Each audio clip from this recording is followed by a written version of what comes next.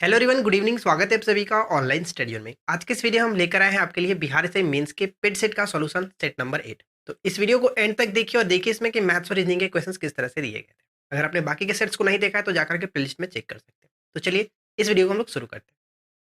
देखिए question number 81 सबसे पहले रीजनिंग का क्वेश्चन है। यहाँ पे हमारे पास एक सीरीज दिया गया और इस सीरीज में हमको फाइंड आउट करना है मिसिंग नंबर को। क्वेश्चन नंबर 81 है 12, 23, 45, 89 और यहाँ पे 1। देखिए सीरीज बहुत ही सिंपल सा है, कुछ भी नहीं किया गया। 2 से मल्टीप्लाई करके एक घटाया गया। 12 दूनी की 24 में से एक कम, 23 दूनी की 46 में से एक कम, 45 दूनी की 90 में से एक कम और 89 में से अगर हम एक कम करेंगे तो देखिए 89 गुने 2 कितना होगा, लास्ट में 18 यानी कि लास्ट में 8 आएगा और उसमें से एक करेंगे तो आपका जो कि 177 यहाँ पे करेक्ट आंसर होगा ऑप्शन सी। ठीक है, अब बात करते हैं क्वेश्चन 82। देखिए 82 क्वेश्चन में क्या कह रहा है कि IJKLM यानी कि 5 जो है लड़के गोल मेज पर एक कुर्सी पर बैठे हुए। चलिए 5 जो लोग हैं वो हम कुछ इस तरह से इसको बैठा देते हैं। चलो ठीक है, 5 लोग हैं इस तरह से बैठे हुए हैं गोल मेज पे लगी कुर्सी पर। अब आगे क्वेश्चन में कह रहा है कि आई के बाई और एम है। चलो हम मानते हैं कि ये हमारा आई है, आई के बाई और जो है वो एम है इस तरह से। ठीक है, लेफ्ट हैंड की तरफ एम है। क्वेश्चन में आगे कह रहा है कि एम और के बीच में जेम है, जे है। एम और के बीच में जे है। ठीक है, एम और के बीच में जे है। आगे क्वेश्चन में क्या कह रहा है कि जे और एल के बीच में के है, जे और एल के बीच में के है। ठीक है, ये भी क्लियर। अब क्वेश्चन पूछ रहा है कि जे सॉरी के तुरंत दाएं कौन है। के तुरंत दाएं यानी कि इसके राइट हैंड के तुरंत दाएं जो है वो जे होगा, यानी इस क्वेश्चन का राइट आंसर हम डी को टिक करेंगे। क्लियर, मुझे उम्मीद है आपने इस चीज को समझ लिया, काफी इजी था। चलिए अब देखिए क्वेश्चन नंबर 83 क्या कह रहा है। 83 में क्या दिया गया क्वेश्चंस, यहाँ पे कैरी लिखा गया CARRY कैरी। ठीक है, कैरी के लिए क्या लिखा गया, कैरी के लिए कह सकते हैं XZII है यहाँ पे और B है। ठीक है, ये है। उसके बाद हमसे पूछा गया ब्रिंग के लिए बताइए क्या होगा, BRING। ठीक है, ब्रिंग के लिए हमें बताना है। सबसे पहले पैटर्न को समझ लेते हैं कि क्या किया गया। तो देखिए यहाँ पे अगर हम देखें तो सभी का उल्टा लिखा गया, यानी कि सी का उल्टा जो होता है वो जेड होता है अल्फाबेट में, ए का उल्टा जेड, इसी तरह से। ठीक है, यानी हम सिंपल सी बात समझ गए कि सभी का उल्टा लिखा गया, तो हमें जो दिया गया इसका हमें उल्टा लिखना होगा। तो बी के लिए तो क्लियर कह सकते हैं कि बी के लिए जो उल्टा होगा वो क्या होगा, वाई होगा। ठीक है, वाई होगा। देखिए एक चीज मैं आपको बताता हूँ कि कैसे हम फाइंड आउट करते हैं कि इसका उल्टा किस तरह से, अगर आपको याद नहीं हो तो क्या कर सकते हैं। देखिए सबसे पहले एक चीज मैं आपको बताता हूँ कि कैसे हम पता करेंगे कि इसका उल्टा क्या होता है। अगर आपको याद है तो बहुत अच्छी बात है, अगर आप नहीं याद करके रखें तो उसमें कोई दिक्कत नहीं होगा, आप आसानी से कर सकते हैं। देखिए आपको पता है कि टोटल अल्फाबेट में 26 लेटर होते हैं। ठीक है, लेकिन अगर हमें अपोजिट देखना होगा कि अगर बी के अपोजिट वाई आ रहा है, उसी तरह से अगर हम आर को देखें तो आर तो बीच में होगा, लेकिन अगर आप इस तरह से नहीं याद देंगे तो आपको थोड़ा सा दिक्कत होगा। लेकिन कुछ भी दिक्कत नहीं करना है, सिंपल सी बात है। आपको पता है कि टोटल 26 होता है, लेकिन हमें पीछे से घटाना है तो आप 27 लेकर के चलेंगे। और 27 में से आर कितने नंबर पे आता है, तो आप कहिएगा कि आर जो आता है वो 18 नंबर पे आता है। ठीक है, 18 नंबर पे आप इसमें से 18 घटा लीजिए, यानी कि 27 में से अगर 18 घटाएंगे तो कितना होगा, 9। तो 9 नंबर पे आता है क्या है, तो 9 नंबर पे आप कहेंगे कि आई आता है। तो यहाँ पे हम कह सकते हैं कि इसका उल्टा जो होगा आई होगा, यानी कि यहाँ पे आर का उल्टा जो होगा वो आई होगा।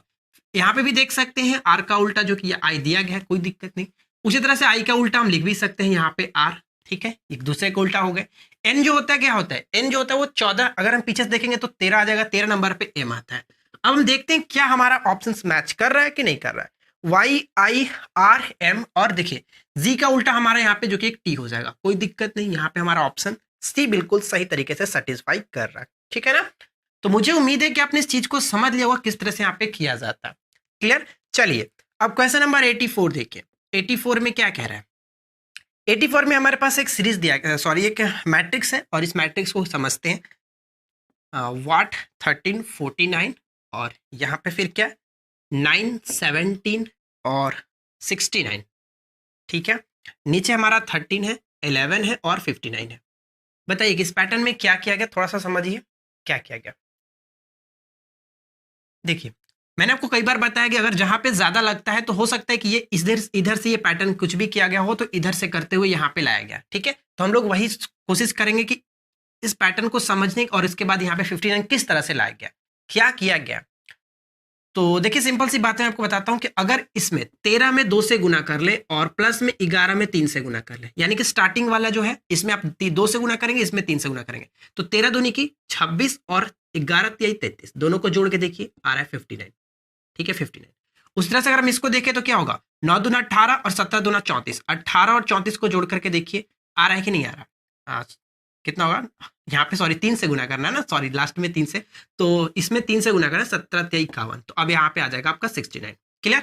तो यहाँ पर भी हम उसी तरह से करेंगे। देखिए अब यहाँ पे मान के चलते हैं कि x है, तो x में मैंने कितना से गुना करना है, x में 2 से गुना करना है, 2 से गुना किया और बीच वाले में 3 से गुना करता है, 13 तिया 39 और बराबर में आपका 49 है। और यहाँ पे देखिए 2x बराबर कितना हो जाएगा, 49 में से अगर यहाँ पे 10x बराबर 5, यानी कहने का मतलब हमारा जो यहाँ पे मिसिंग नंबर है वो 5 होगा। ठीक है, बहुत ही सिंपल सा बात था, कुछ भी नहीं करना है, कोई दिक्कत नहीं होनी चाहिए। तो अगर आपको वीडियो अच्छी लग रही है तो वीडियो को लाइक कीजिए, अपने दोस्तों के साथ शेयर कीजिए। चलिए फिलहाल बढ़ते हैं अगले क्वेश्चन की तरफ। देखिए बात करते हैं क्वेश्चन नंबर 85। क्या कह रहा है कि माही अपने पति के पिता के इकलौते भाई से मिलने उसके घर गई थी, तो माही किससे मिली। देखिए ध्यान से समझिएगा, माही अपने पति के पिता यानी कि अपने ससुर के इकलौते भाई, यानी ससुर का इकलौता भाई खुद वो ससुर ही होगा, अब उसका कोई और तो भाई है नहीं क्योंकि वो इकलौता है। तो कहने का मतलब ये हुआ कि जो माही है वो खुद अपने ससुर से मिलने गई थी, यानी इस क्वेश्चन का राइट आंसर ऑप्शन बी को टिक करेंगे। ठीक है, अब बात करते हैं क्वेश्चन 86। क्या कह रहा है कि मैं दक्षिण की ओर मुंह करके खड़ा हूं। देखिए इस क्वेश्चन में थोड़ा सा आपको समझना ये है कि क्या, देखिए मैं आपको बताता हूं कि मैं दक्षिण की ओर मुंह करके खड़ा हूं, तो चलिए मैं दक्षिण की ओर मान के चलते हैं कि नीचे की तरफ मैं अपना फेस करके खड़ा हूं। अब मैं क्या करता हूं कि 135 डिग्री वामावर्त मुड़ जाता हूं। देखिए वामावर्त का मतलब क्या हुआ, बामा यानी कि हम यहाँ पे बाएं की तरफ मुड़ना, यानी कि हम इसको अगर इंग्लिश में कहें तो ये होता है एंटी क्लॉकवाइज। ठीक है, अगर मैं यहाँ पे खड़ा हूं दक्षिण की तरफ फेस करके और 135 डिग्री में वामावर्त यानी कि एंटी क्लॉकवाइज, कुछ इस तरह से घूमेंगे एंटी क्लॉकवाइज, इस तरह से घूमते कितने डिग्री, तो वो कह रहा है कि 135 डिग्री। तो चलिए अगर मानते अगर मैं यहाँ पे आ जाऊंगा तो क्या होगा, ये 90 डिग्री होगा, यानी 135 डिग्री कुछ इस तरह से होगा, वो यहाँ पे आ जाता है। ठीक है, ये आपका 135 डिग्री हो जाता है। अब क्वेश्चंस में क्या कह रहा है कि अब मैं पीछे मुड़ जाता हूं, यानी अगर ये इधर की फेस तरफ करके खड़ा है तो ये कुछ अब इस तरह से हो जा रहा है, उल्टा पीछे की तरफ मुड़ जाता है। आगे कह रहा है कि मैं दाईं ओर 45 डिग्री मुड़ जाता हूं। देखिए दाईं ओर का मतलब कुछ इस तरह से वो 45 डिग्री घूम जाता है। अगर वो यहाँ पे जाता तो क्या है, वो यहाँ पे अगर जाता तो 30 डिग्री, अगर यहाँ पे जा रहा है तो 90 डिग्री, यानी कि हाँ ठीक है। हाँ देखिए अगर मैं यहाँ पे घूमूंगा तो क्या है, जैसे कि अगर देखिए अगर यहाँ पे खड़ा है और यहाँ पे खड़ा है और ये डायरेक्ट अगर इस तरह से घूम जाता है तो कहने का मतलब यहाँ पे 90 डिग्री होगा। लेकिन क्वेश्चन में कह रहा है कि 45 डिग्री, 45 डिग्री जस्ट इसका आधा, तो कुछ इस तरह से हो, यानी कि वो पश्चिम की दिशा में होगा। ठीक है ना, क्वेश्चन में कह रहा है कि अब मैं किस दिशा की ओर मुंह करके खड़ा हूं, तो ये किस दिशा में होगा, पश्चिम की दिशा में। ठीक है, वेस्ट हम ऑप्शन बी को टिक करेंगे, पश्चिम की दिशा। ठीक है, उम्मीद करता हूं कि ये बात आपने समझ लिया होगा। चलिए फिलहाल देखते हैं क्वेश्चन नंबर 87। चलिए यहीं पे बना लेते हैं। क्वेश्चन नंबर 87 क्या है, हमारे पास एक जो कि डेट दिया गया 11 अक्टूबर 2018 को कौन सा दिन था, यहाँ पे बोला गया कि जो कि थर्सडे था। ठीक है, थर्सडे है। आगे क्वेश्चन में पूछा हमसे गया कि 23 फरवरी, ठीक है 23 फरवरी 2019 को बताइए कि कौन सा दिन होगा। चलिए दोनों लीप ईयर्स तो है नहीं, ठीक है लीप ईयर्स नहीं है। अगर हम यहाँ पे देखें तो क्या कर सकते हैं, सिंपल सी बात है कि 11 अक्टूबर से लेकर के 23 फरवरी तक चले जाते हैं, कोई दिक्कत नहीं होगा, सिंपल सी बात है, निकल जाएगी। चलिए देखिए अगर हम यहाँ पे देखें 11 अक्टूबर कौन सा महीना लगता है, आप कहेंगे कि अक्टूबर जो होता है जुलाई अगस्त सितंबर अक्टूबर, यानी अक्टूबर जो होगा वो क्या होता है 31 लगता है। 31 यानी कहने का मतलब कि अगर 11 खत्म हो गया तो अभी इसमें सिर्फ और सिर्फ 20 दिन बचे होंगे, और 20 दिन को मैं क्या करता हूँ डायरेक्ट 7 से डिवाइड कर लेता हूँ। बाद में आखिर आपको जोड़ नकर करना ही पड़ता है, तो हम यहाँ पे डायरेक्ट 7 से डिवाइड करके देख लेते हैं कितने शेष दिन बचते हैं। तो अगर मैं 20 को 7 से डिवाइड करूंगा तो कितना दिन बचेगा, तो आप कहेंगे 7 दूनी की 14, 6 दिन बचेंगे, तो यहाँ पे मैं 6 लिखता हूँ। अक्टूबर के बाद जो कि नवंबर हमारा कितना दिन का होगा, नवंबर 30 दिन का होगा। 30 दिन को अगर मैं 7 से डिवाइड करूंगा तो 2 शेष बचेगा, क्योंकि 7 चौका 28, 2 शेष बचता है। ठीक है, नवंबर के बाद दिसंबर में 31 दिन, तो यहाँ पे 3 शेष बचेगा। जनवरी अगर हम बात कर देंगे, यहाँ पे लीप ईयर्स की बात नहीं की गई है तो आपको कुछ भी सोचना नहीं है, सिंपल से आगे बढ़ते रहिए। 31 दिन होगा, यानी कि जनवरी में 31 दिन, और उसको मैं फिर से 7 से डिवाइड करूंगा तो 3 दिन बचेगा। फरवरी में कहां तक जाना है, 23 तारीख तक जाना है, तो 23 तारीख को अगर 7 से डिवाइड करेंगे तो 7 या 21, 2 शेष बचता है। बस अब सभी को जोड़ लीजिए, 6 2 8, 8 और 6 14, 14 2 16, 16 को फिर से 7 से डिवाइड कर लीजिए, कितना शेष बचा 2। अब इन 2 को इसमें आप ऐड कर लीजिए, तो बताइए कि थर्सडे में 2 ऐड करेंगे तो कितना होगा? Saturday is the correct answer. यानी इस क्वेश्चन का राइट आंसर क्या होगा? ऑप्शन हम बी को टिक करेंगे, शनिवार हमारा राइट आंसर आ जाता है। ठीक है ना? चलिए क्वेश्चन नंबर 88 देखिए क्या दिया गया। क्या कह रहा है क्वेश्चन? 3 अलार्म क्रमशः 10, 15 और 30 मिनट के अंतराल पर बजते हैं। तो देखिए 10, 15 और 30, ये 30 जो कि अलार्म जो कि ये क्या कह रहा है, अंतराल पर बजते हैं, तो हम क्या करते हैं, डायरेक्ट इनका हम एलसीएम ले लेते हैं। तो 10, 15, 30 का एलसीएम कितना होगा? 30। अब जो बजेंगे, अब वो अगर अगली बार जो बजेंगे वो क्या हो? 30 मिनट कह सकते हैं कि पहले जो है 9 बजे बजा हुआ था, 9 बजे बजा हुआ था, अब अगला था 30 बजे, यानी कि कह सकते हैं क्या, 9:30 बजे ये फिर से बजेगा, 9:30 पे फिर से बजेगा। ऑप्शन हम ए को टिक करेंगे। क्वेश्चन नंबर 89 देखिए, 89 में क्या कह रहा है? क्वेश्चन काफी अच्छा है कि एक लड़के 3 सिक्के उछालता है और कम से कम एक चित आने की जो संभावना है। सबसे पहले हम 3 सिक्के को उछालते हैं, और मैंने आपको ये क्वेश्चन कई बार बता चुका हूं कि 3 सिक्के को देखिए, यहाँ पे सबसे पहले बात कीजिए, अगर एक सिक्के को उछालते हैं तो क्या होगा? हेड या टेल आएगा। उसी तरह से दूसरे सिक्के को भी उछाले तो वो भी सेम टू सेम हो, वो इस तरह से हेड एंड टेल, और यहाँ पर भी तीसरे सिक्के में भी हेड एंड टेल। सबसे पहले एक चीज आपको समझना पड़ेगा कि देखिए, अगर हम जो 3 सिक्के को उछालते हैं तो कितनी संभावनाएं बन सकती है। तो कुछ भी नहीं करना, टोटल जो संभावना है वो कितनी है? एक सिक्के पे उछालने पे 2 संभावना है, और टोटल 3 सिक्के उछालना है, तो कैसे करेंगे? देखिए इसको सिंपल से निकालने के लिए क्या होता है, आपको करना क्या है कि जितने भी नंबर्स दिए गए, यानी कि 1 और 2, दो हमारा संभावनाएं बनता है, पॉसिबिलिटी 2 ही है, तो 2 और कितने बार उछाला जा रहा है? 3 बार, तो टोटल हमारा जो आएगा वो 8 संभावनाएं बन सकती है। ठीक है, देखिए मैं आपको बताता हूं कि कैसे 8 आएगा, आप उसको समझिएगा। पहले हम 2 सिक्के को क्लियर करते हैं। हो सकता है कि पहले सिक्के पर, देखिए इन दोनों को मैं सॉल्व करता हूं। पहले अगर 2 सिक्के को उछाला जाता है तो हो सकता है कि दोनों सिक्के पर क्या है कि हेड है। उसी तरह से कैसे किया जाता है, एक बार इसमें गुना, एक बार इसमें, फिर एक में इसमें गुना। ठीक है, हेड और हेड आ सकता है, या हो सकता है कि पहले पे हेड है दूसरे पे टेल है, या फिर ये हो सकता है कि पहले पे टेल आ जाए और दूसरे पर हेड है, या फिर ये भी हो सकता है कि दोनों सिक्के पर टेल ही टेल है। ये हो गया 2 बार सिक्के उछालने की कंडीशन, लेकिन हमें तो तीसरा सिक्का भी उछालना था एक साथ। चलो हेड और टेल फिर से यहाँ पे ले लेते हैं। ठीक है ना?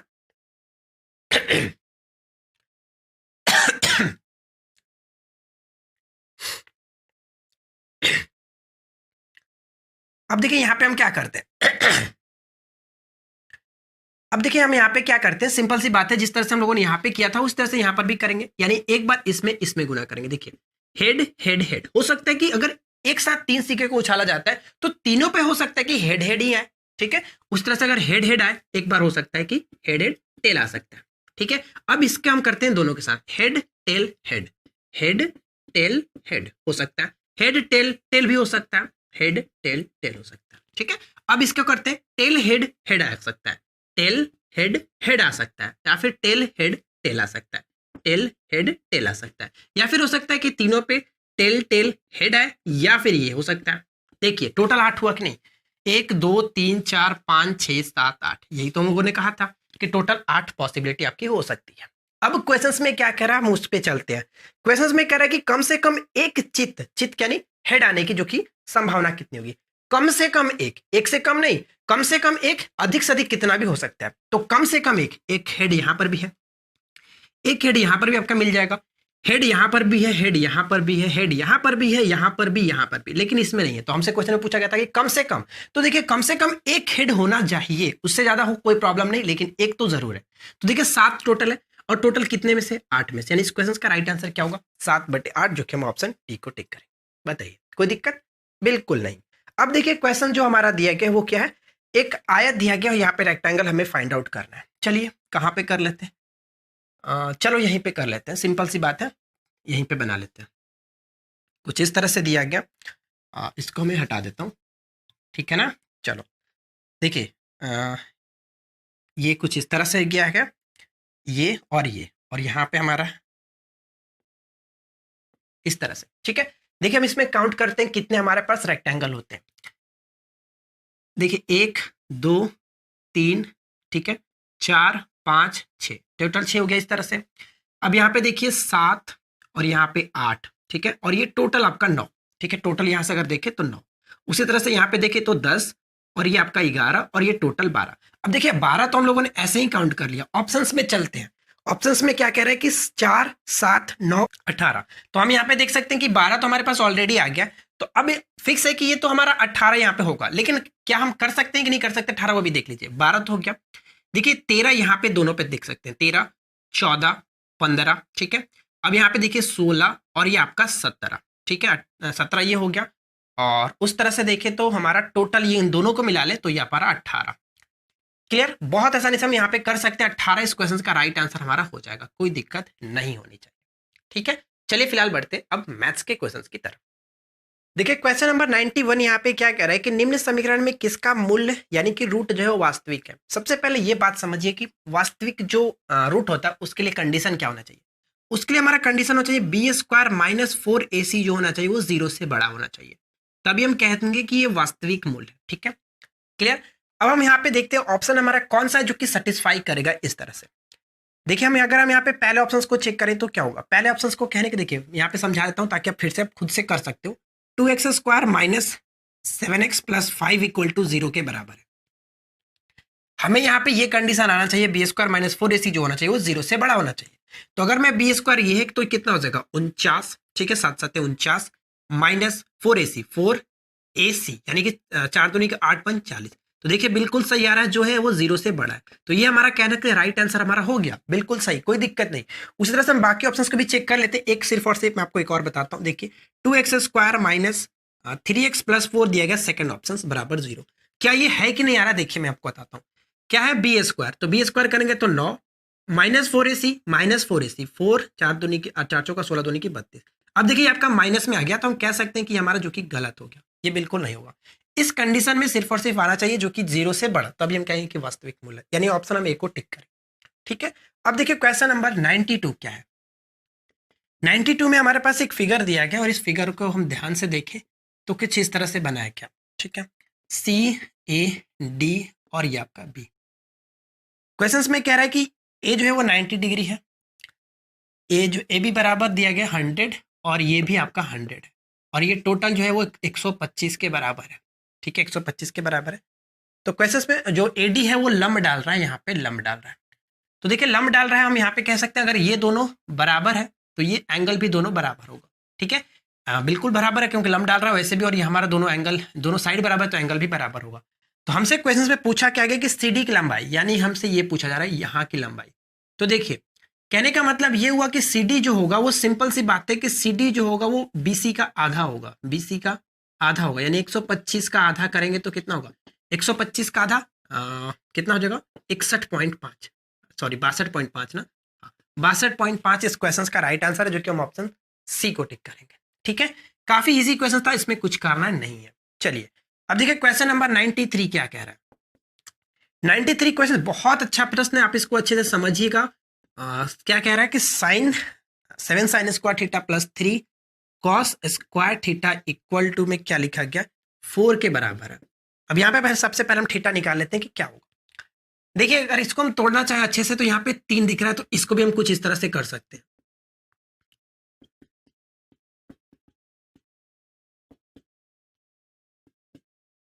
बताइए कोई दिक्कत।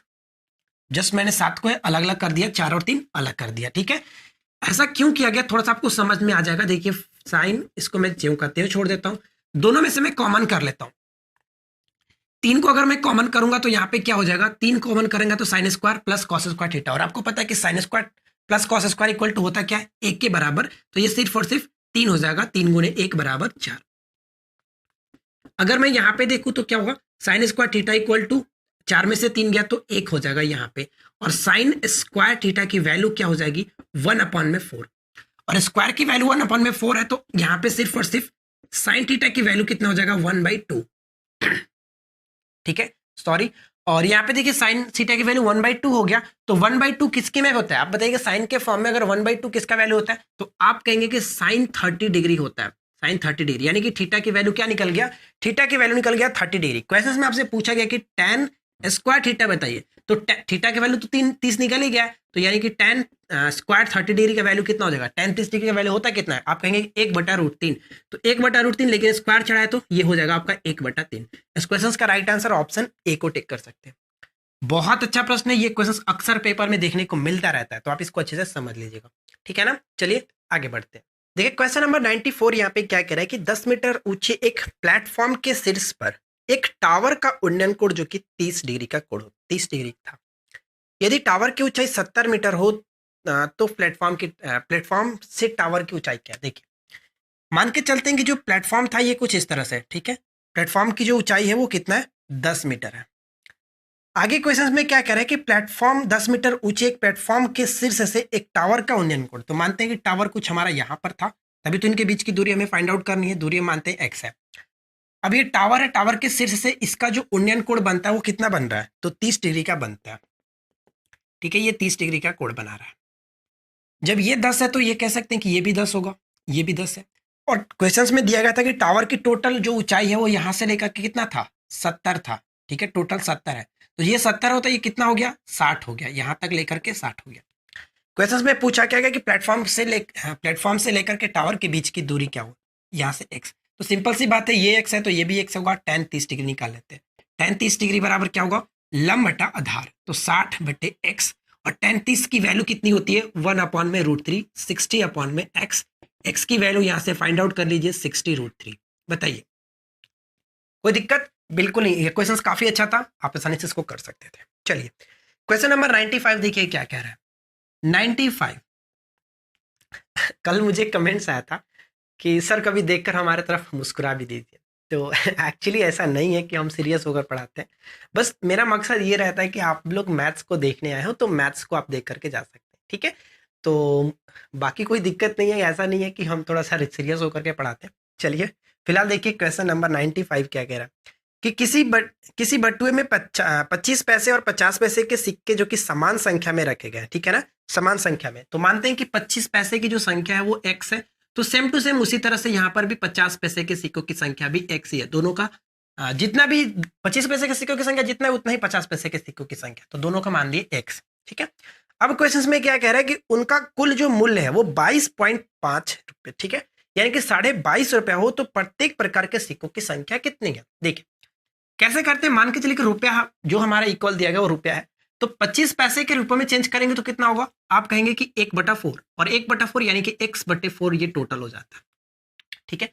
जस्ट मैंने 25 पैसे को रुपए में कन्वर्ट कर लिया, जो कि 100 से डिवाइड करके, तो 1/4 और x से मैंने गुना कर लिया, ताकि 1/4 ये 25 पैसे के टोटल मूल्य हो गया। उसी तरह से 50 पैसे की संख्या कितना होगा, 1 अगर हम बात करें 50/100 करें तो 1/2, और x से मैंने गुना किया तो x/2, ठीक है। राइट साइड में आपका हो गया जो कि इतना टोटल मूल्य दिया गया था, ठीक है ना, कोई दिक्कत नहीं। अब यहाँ पे देखिए ये आपका एलसीएम लेंगे तो 4, ऊपर में आपका x हो जाएगा और यहाँ पे 2x। राइट साइड में करें तो कितना हो जाएगा, राइट साइड में अगर हम देखें तो इसको अगर मैं तोड़ूंगा तो कुछ इस तरह से निकल जाता है, 1 0 6 0 कटा देते हैं, 3x/4 इक्वल टू ये हमारा हो जाता है कुछ इस तरह से, ठीक है।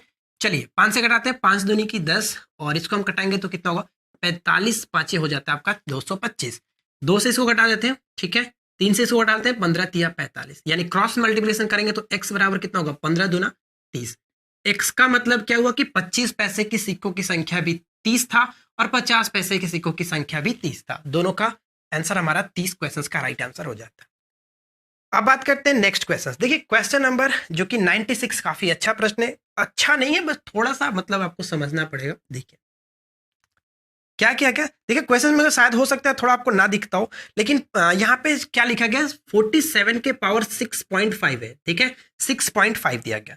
उसी तरह से डिवाइड का साइन देकर के यहाँ पे जो लिखा गया वो 47 के पावर में 1.5 और मल्टीप्लीकेशन का साइन देकर के 47 के पावर 2, और राइट साइड में जो है वो क्या है, √47 का यहाँ पे पूछा गया कि क्या होगा। यही है क्वेश्चन। देखिए कुछ भी नहीं करना है, सिंपल सी बात है। अगर हम यहाँ पे देखें तो क्या होता है, आधार से तो पावर क्या होता है, जुड़ जाता है, यानी कि जोड़ेंगे तो यहाँ पर कितना हो जाएगा, 47 के पावर हो जाएगा 3.5। और अब यहाँ पे देख सकते हैं जो कि डिवाइड का साइन है, यानी कि डिवाइड रहने का मतलब क्या होता है, a के पावर m अपॉन में a के पावर n। आधार सेम तो पावर क्या होता है, घट जाता है, यानी कि दोनों का बेस तो सेम ही है, 47 47, तो घट जाएगा। घटाने के बाद लिखेंगे क्या, जिस तरह से लिख सकते हैं, देखिए दोनों का क्या हुआ था 3.5, तो घटेगा ये आपका 3.5। राइट साइड में क्या होगा, जो कि 47 के होल यहाँ पे पूछा गया कि क्या होना चाहिए। अब यहाँ पे से घटाएंगे तो क्या होगा, 65 में से अगर मान के चले कि 35 घटा लें तो कितना होगा, तो आप कहेंगे कि 3.0 आ जाएगा। राइट साइड में हमारा अंडर रूट कितना है, कुछ इस तरह से। अब थोड़ा सा ध्यान देके समझ लीजिएगा यहाँ पे क्या करता हूं मैं। यहाँ पे कर सकते हैं, देखिए मानते हैं कि 4 के पावर 3 है, क्योंकि पॉइंट के बाद 0 के कोई वैल्यू तो करेंगे नहीं। यहाँ पे सॉरी यहाँ पे 7 है ना, सॉरी 47 है, 47 के पावर 3, चलो इसको अच्छे से लिखते हैं, 47 के पावर 3। और राइट साइड में अब देखिए अगर मैं रूट हटाता हूं तो क्या होगा, रूट का मतलब 1/2, और ये हमारा कुछ इस तरह से 47 के पावर x/2 हो जाएगा। आधार सेम तो पावर, आधार अगर बराबर में सेम है तो पावर भी दोनों का बराबर हो जाता है। तो हम यहाँ पे क्या लिख सकते हैं कि 3 बराबर x/2 और x की वैल्यू जो कि 6 के बराबर है, यानी इस क्वेश्चन का राइट आंसर जो होगा ऑप्शन हम ए को टिक करेंगे। बहुत अच्छा प्रश्न था, थोड़ा सा आप इसको ध्यान से अगर समझे होंगे तो इजिली कर सकते थे, कोई दिक्कत नहीं। चलिए आगे बढ़ते हैं। देखिए क्वेश्चन नंबर 97 यहाँ पे क्या दिया गया, बहुत अच्छा प्रश्न है। देखिए कैसे करते हैं। क्वेश्चन नंबर 97 क्या दिया गया, दिया गया यहाँ पे कि under root B equal to 4a दिया गया, ठीक है। और आपसे पूछा गया है कि a स्क्वायर अपॉन में b की वैल्यू बताइए क्या है। देखिए इस क्वेश्चन में कुछ भी नहीं कर रहा है यार, बहुत सिंपल है। दोनों तरफ क्या करते हैं, स्क्वायर कर लेते हैं। दोनों तरफ स्क्वायर करेंगे तो ये आपका b हो जाएगा और यहाँ पे 16a स्क्वायर हो जाएगा। सिंपल सी बात है, जो पूछा गया इस तरह से फॉर्म में सजा दीजिए, यानी 1/16 बराबर a स्क्वायर बाई b, ठीक है। क्या होगा, 1/16 इस क्वेश्चन का राइट आंसर हो जाता है। चलिए 98 देखिए, क्वेश्चन नंबर 98 क्या दिया गया। 98 में कह रहा है कि दो अलग अलग दवाइयों के अल्कोहल की मात्रा क्रमशः 1.5% तथा 2.5% है, ठीक है। इन दोनों को किस अनुपात में मिलाया जाना चाहिए ताकि प्राप्त नए मिश्रण में अल्कोहल की मात्रा 3.5% हो। यानी एलिगेशन मेथड का हम यूज कर सकते हैं बहुत सिंपल तरीके से। 1.5% और दूसरा जो है वो 2.5 है, 2.5% है। इन दोनों को किस अनुपात में मिलाया जाना चाहिए कि जो उनका नया मिश्रण प्राप्त हो वो 3.5% हो, ठीक है। क्या करते हैं, सिंपल सी बात है कि दोनों को घटा करके लिखेंगे। इसको घटाकर लिखेंगे तो कितना होगा, आप कहेंगे कि 1, ठीक है, 1 होगा। इसका इधर से घटाएंगे तो कितना होगा, 2, यानी कि 1:2 इस क्वेश्चन का राइट आंसर हो जाता है। अब देखिए क्वेश्चन नंबर 99 क्या है। 99 को कैसे करते हैं, सिंपल सी बात है, यहाँ पे समझ लेते हैं। देखिए 99 कह रहा है कि ए बी सी मिलकर के काम को जो कि 2 दिन में करते हैं, ए प्लस बी प्लस सी 2 दिन में खत्म कर सकते हैं। आगे क्वेश्चन में कह रहा है कि ए और बी मिलकर के अगर करें उस काम को तो कितना समय लेते हैं, 2.4 इतना समय लगता है। जबकि बी और सी मिलकर के करे तो 4 दिन लगता है, बी और सी मिलकर के करे तो 4 दिन लगता है। देखिए यहाँ पे पॉइंट दिया गया तो मैं पॉइंट को हटाने के लिए क्या करता हूँ कि 10 से मल्टीप्लाई करता हूँ। तो 10 से मल्टीप्लाई करूंगा तो ये 20 हो जाएगा, ये आपका 24 हो जाएगा और ये आपका 40 होगा। ध्यान रखेंगे मैं 10 से मल्टीप्लाई किया हूँ और लास्ट में क्या करेंगे 10 से डिवाइड कर देंगे ताकि कोई प्रॉब्लम ना हो, ठीक है। देखिए अगर सबसे पहले हमें निकालना है कि हमें बी निकालना है तो हम यहाँ पे क्या करते हैं, इन दोनों इक्वेशंस को सॉल्व कर लेते हैं और यहाँ से हमारा ए निकल जाएगा, फिर हम इन दोनों इक्वेशंस को सॉल्व कर लेंगे, यहाँ पे बी निकल जाएगा। देखिए अगर इन दोनों इक्वेशंस को हम सॉल्व करें तो दोनों का एलसीएम कितना होगा, 20 और 40 का एलसीएम आप कहेंगे 40 होगा, ठीक है ना। ये आपका 2 और इसका इफिशियंसी 1, तो अगर घटाएंगे तो हमारा क्या निकल जाएगा, यहाँ से ए कितना निकल जाएगा, 2 में से 1 जाएगा तो 1 और टोटल वर्क 40, यानी कि ए अकेले उस काम को 40 दिन में कर सकता था। अब हमें क्या करना है, हमें इन दोनों को लेकर के चलना है क्योंकि क्वेश्चंस में पूछा गया था यही कि बी बताइए कि अकेले कितना दिन में करेगा। तो देखिए कर सकते हैं यहाँ पे, अगर ए प्लस बी जो है वो 24 दिन में करते हैं और ए अकेले उसको 40 दिन में करता है, सॉरी 40 दिन है ना, तो मैं यहाँ पे मानता हूँ 40 दिन में। तो दोनों का एलसीएम कितना होगा, 24 और 40 का एलसीएम आप कहेंगे कि 120, 24 बच्चे 120, 30 चौका 120, ये हो गया। अगर हम यहाँ से बी निकालें तो क्या होगा, बी निकालना है ना, तो बी निकालेंगे तो क्या होगा, तो 120 टोटल वर्क और इसकी इफिशियंसी से डिवाइड कर दीजिए, 5 में से 3 घटाएंगे तो 2, यानी कि 60। लेकिन ध्यान दीजिएगा क्वेश्चंस में हमने स्टार्टिंग में क्या किया था, 10 से मैंने गुना किया था पॉइंट्स को हटाने के लिए, तो यहाँ पे हम क्या करेंगे 10 से डिवाइड करेंगे, यानी कि इस क्वेश्चन का राइट आंसर हमारा जो होगा वो 6 होगा। मैंने 10 से मल्टीप्लाई इसलिए किया था ताकि पॉइंट जो था वो पॉइंट्स को हटा सकते, काफी आसानी से क्वेश्चन को सॉल्व किया जा सकता था। अगर पॉइंट्स को आप लेकर के चलेंगे तो थोड़ा सा मुश्किल हो सकता है। तो अगर आपको ये क्वेश्चन अच्छा लगे तो अगर आप अभी तक वीडियो को लाइक नहीं किए तो जरूर लाइक कर दीजिए। अगला क्वेश्चन देखिए क्या कह रहा है, क्वेश्चन नंबर 100 यहीं पे सॉल्व कर लेते हैं, इजी है, बहुत सिंपल सा क्वेश्चन है। क्वेश्चन कह रहा है कि एक नाव धारा के अनुकूल 3 घंटे में 24 किलोमीटर की दूरी तय करती है, यानी कि धारा की दिशा में अनुकूल। तो कह सकते हैं कि बोट प्लस स्ट्रीम की जो स्पीड होगी कितनी हो जाएगी यहाँ पे, जो कि 24/3 टोटल 8 किलोमीटर प्रति घंटा। 3 घंटे में 24 किलोमीटर, तो कहने का मतलब कि 8 किलोमीटर प्रति घंटा चल रहा है। उसी तरह से क्वेश्चन में क्या कह रहा है कि किंतु समान दूरी को धारा के प्रतिकूल तय करने में 12 घंटे लगते हैं। समान दूरी को, दूरी तो हमारा सेम है, तो उसी दूरी को क्या कर रहा है, विपरीत दिशा में यानी कि प्रतिकूल तय करने में क्या है कि 12 घंटे लगते हैं। तो 24 किलोमीटर की दूरी था और 12 घंटे लगते हैं, यानी कि 2 किलोमीटर प्रति घंटे की स्पीड से चल रहा होगा, तो 2 किलोमीटर प्रति घंटा। ठीक है, ये हो गया। अब क्वेश्चन में आपसे पूछा क्या है कि तो बताइए कि नाव की स्थिर जल में गति क्या होगी।